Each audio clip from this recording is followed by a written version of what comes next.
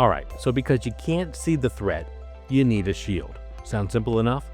Alright, well, based on the principle of standard precautions, first, you should treat all blood and OPIM as infectious.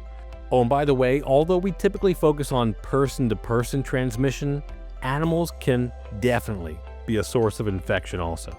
Depending on your industry and how frequently you work with non-human critters, you might be more aware of this than some others.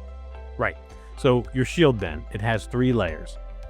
Layer 1 is made up of what we call engineering controls. These are built into the workplace to remove or isolate hazards. They look like puncture-resistant, closable, clearly labeled sharps containers, for instance.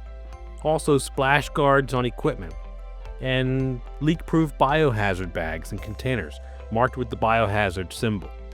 Then there's also layer 2, which are called work practice controls. Basically, it's how you do the work to reduce exposure. Let me give you some prime examples. Hand washing, great one.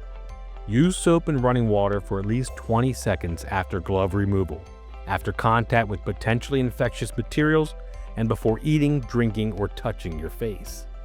On that, watch what you eat. Really, it's more than just eating. You should never eat, drink, smoke, apply cosmetics, or even handle contact lenses, just, as a for instance you might not think of, in any place where the possibility of exposure exists. Watch where you eat, where your food and drink's been stored, the whole gambit.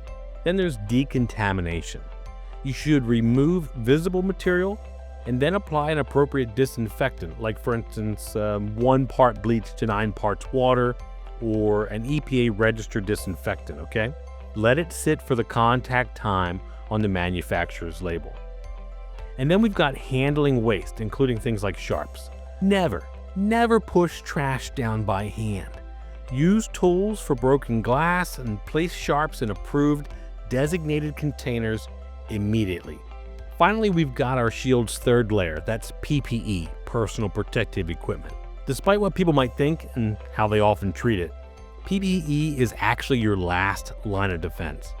Your employer should provide these, and typically it's going to include at minimum gloves whenever contact with blood or OPIM is anticipated, gowns or aprons if your clothing might be soiled, and eye and face protection if splashes are possible.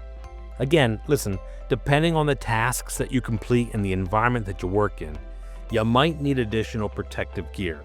I'm thinking like respirators, for instance, or heck, even rubber waders if the situation warrants it. Don't paint PPE into a corner. The gear needs to match the hazard.